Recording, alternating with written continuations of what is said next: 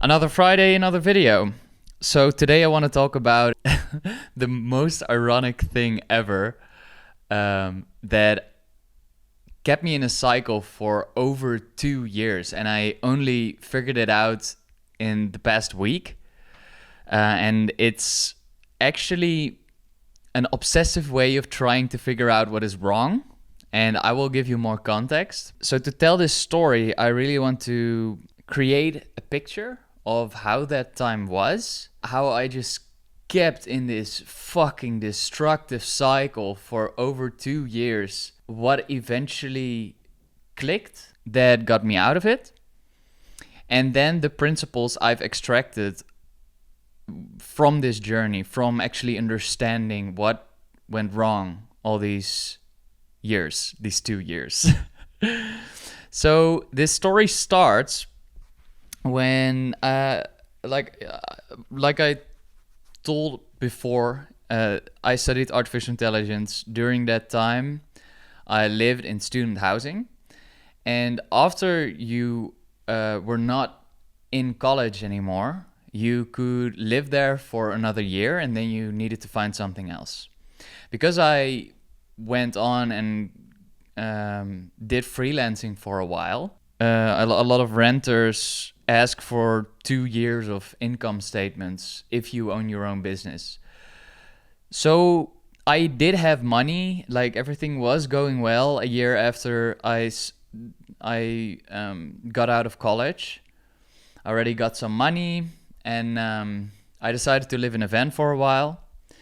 And after that, like, I did that for 3 months, and I decided that it was pretty difficult, and I decided to go live into a place.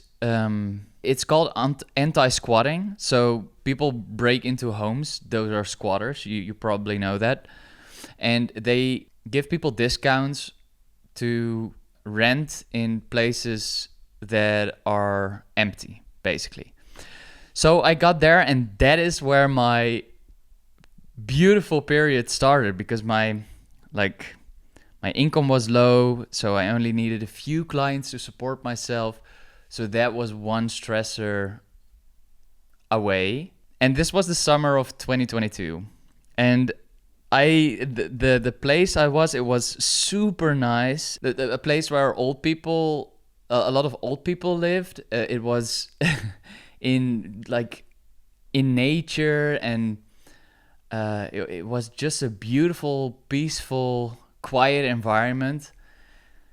And there was asphalt where I could skate, and it was a little out of the city, so I had not that much distraction, so I could really focus. And I believe there were just like something just worked about it. The place itself was kind of big, and like I was super grateful there. At that time, I really got into this flow, this nice waking up early, eating well, meditating, working out. I read a book that was called How to Love Yourself Like Your Life Depends on It. And it was like just a basic book of affirmations. And I was just talking to myself in the mirror every day. I love myself. I love myself. I didn't fucking believe it, but that's aside.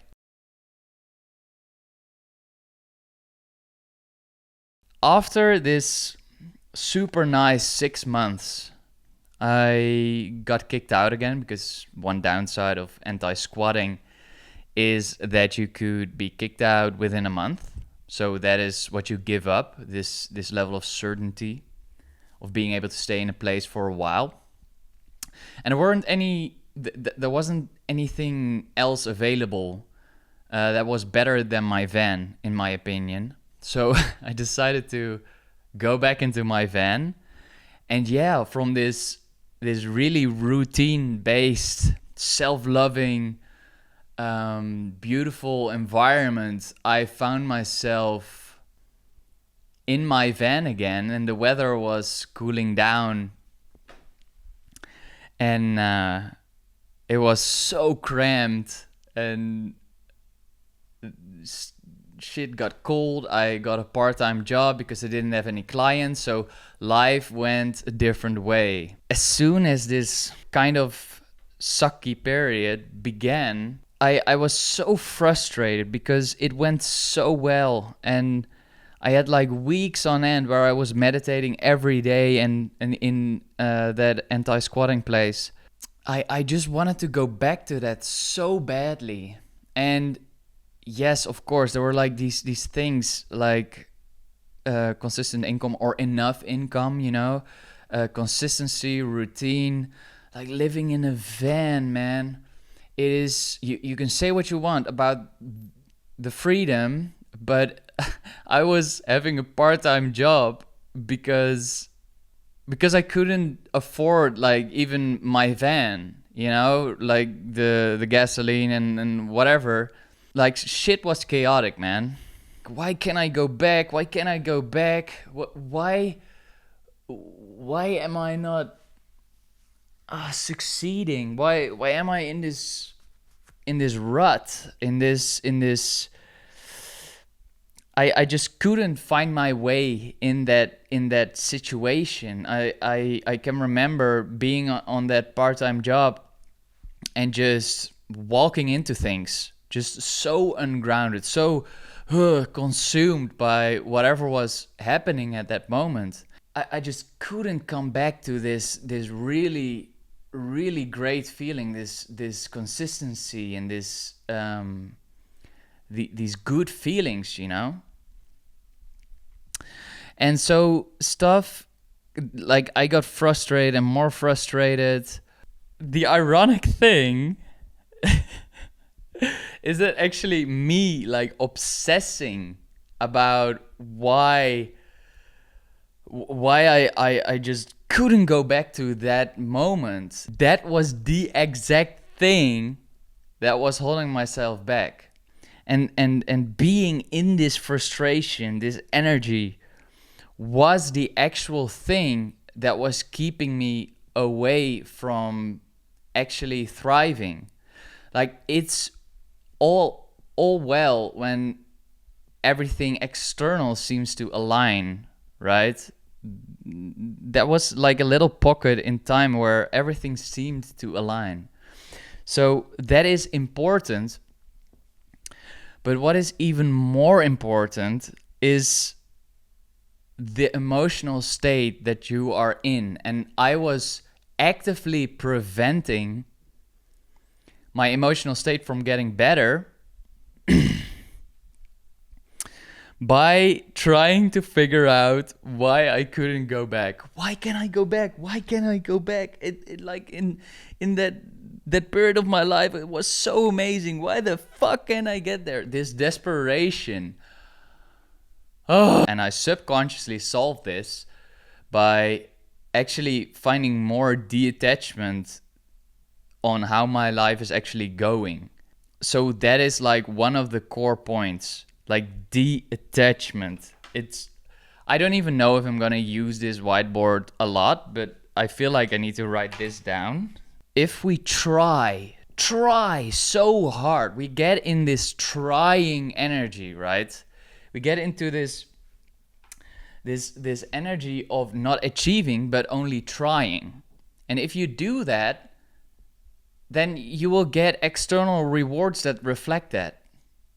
It like the universe is a mirror. And I already talked about this in my last video, so watch that back if you want. A small summary. If you want to hire someone for a job, right? And they desperately need this job. They are in this kind of energy, and the people you interact with automatically move back. They automatically remove this opportunity from you because you desperately need that. And if someone doesn't care, and like I would like this job, but I have other options, you would be far more inclined to, oh, but we want you. Then it's the other way around, right? And that is negotiation, the simple act of negotiation. And I'm saying, because I realized that in my life, this is not only with opportunities with other people, it's everything. The whole universe is reflecting that energy back at you. What you put out, you get back, you know? And if you are constantly desperate and trying to solve, you will find yourself in a situation where you're always trying to solve stuff. You know, there will be more problems.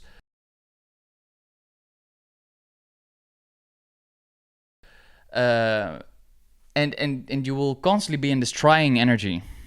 Right now, I feel like despite being extremely busy right now, I have a certain detachment of just seeing how my life goes instead of desperately trying to get back to something or whatever. My habit of creating stress, like that frustration, I had something in my belief system that said that stress was actually useful. So that is like point number 2.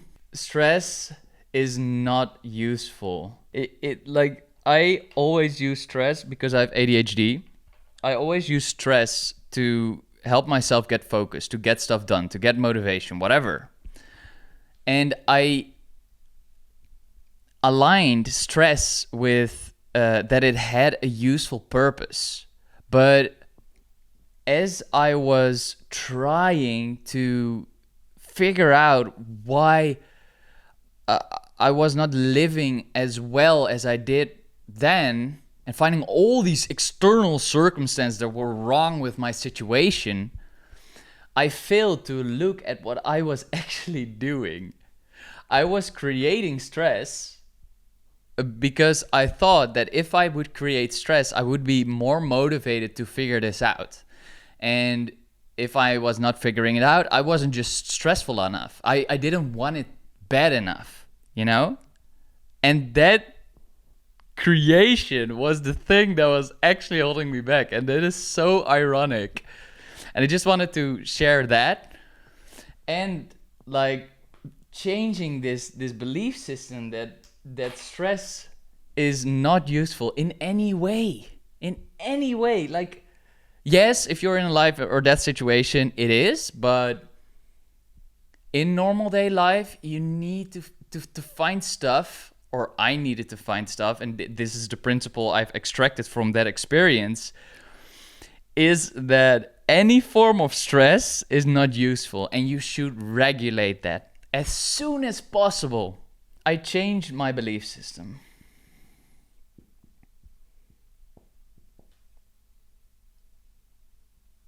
And whenever I was creating stress because I was in a certain situation, because I changed my belief system, I could switch my mindset around that, like, oh, wait, this is not useful.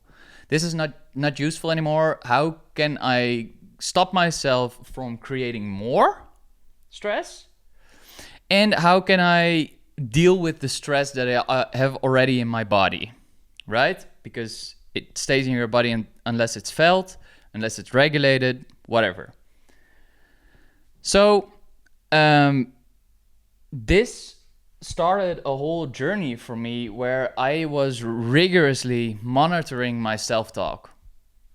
I was monitoring like how I was expressing myself to myself. What are my thoughts? What do I believe to be true that makes me feel this way right now? There are a lot of different reasons why one could be stressful.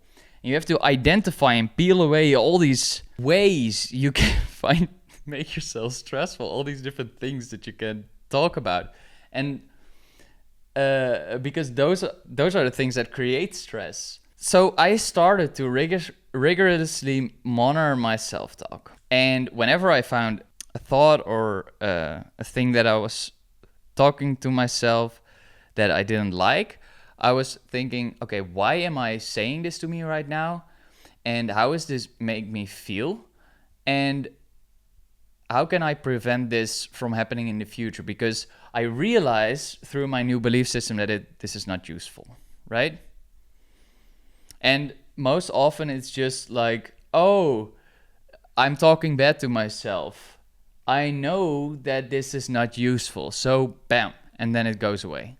And do that and be conscious of that, and it will slowly disappear. At least for me, it did. One last thing that I want to share, this is going to be a short video, is genuine self-love. And this was already present with these affirmation thingies that I was doing in that superb time of my life. But that was, it made me more conscious of, yeah, I love myself, blah, blah, blah. And it did have some effect, I believe. But the way you will get there and that it will last, if you don't want to like force yourself for the rest of your life to fucking do this, you know, is to find genuine self-love. The way I got genuine self-love, it's actually super simple.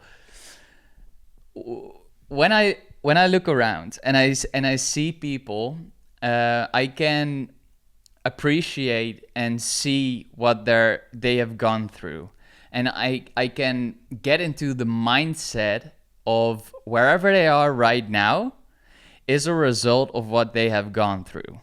And if you would know the full story of someone, you would acknowledge that love for them.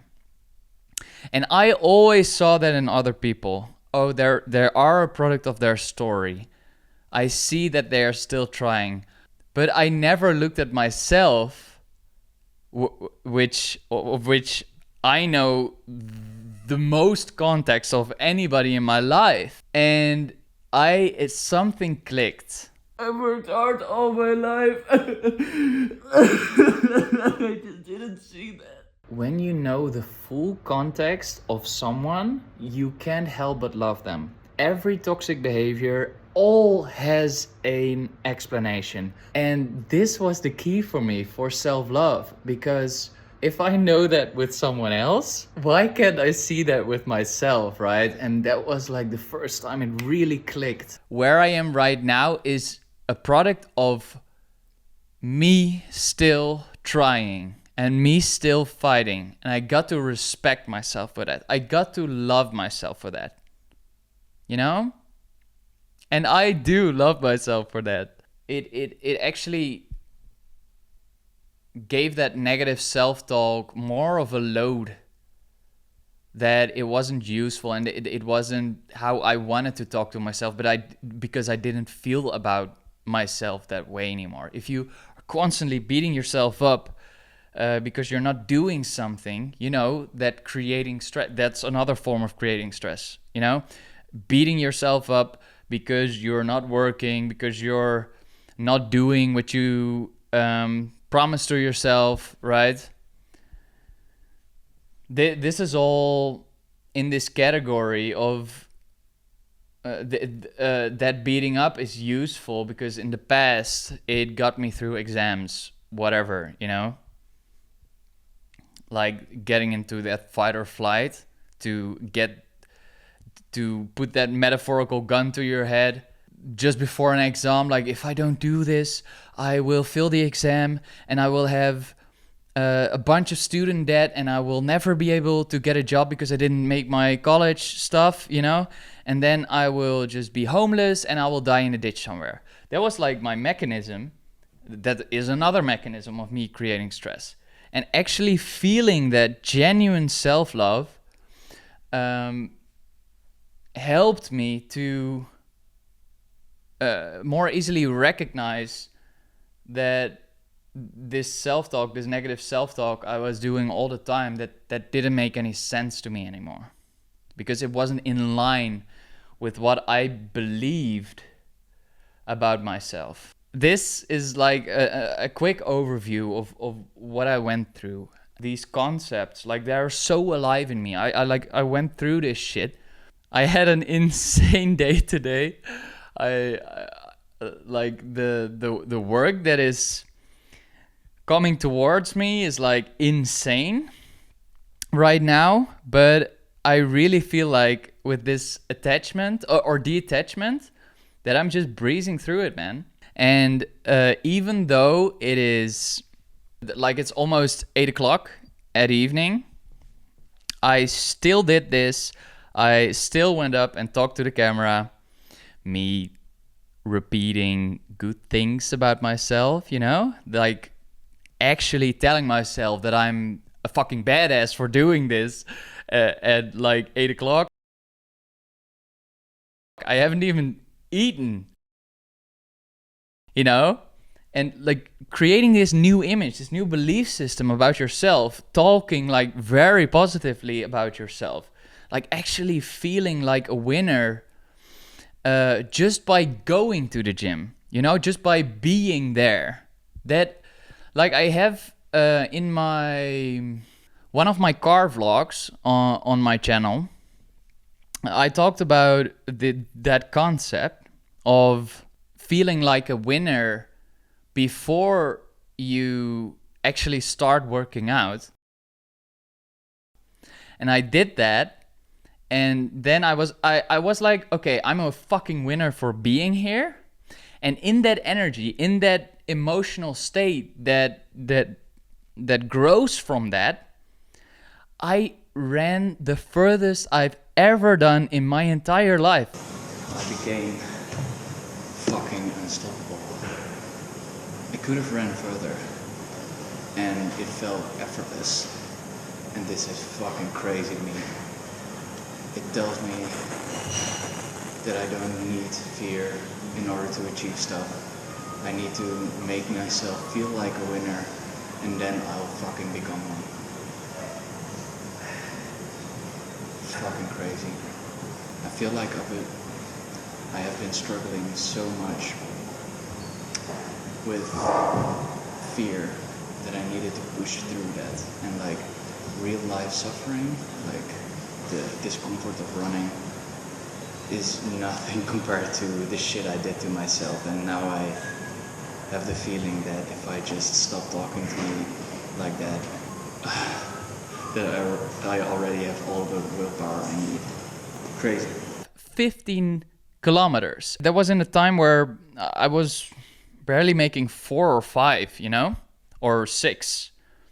I ran fucking 15, and I didn't do it by artificially creating stress, because this stress is tapping away energy instead of giving it to you. And that is, oh man, that is such a revelation I got through this journey of self-love and acceptance and detachment. And I just wanted to share that. Now I'm gonna end the video. Please like and subscribe. I appreciate you, and see you in the next video.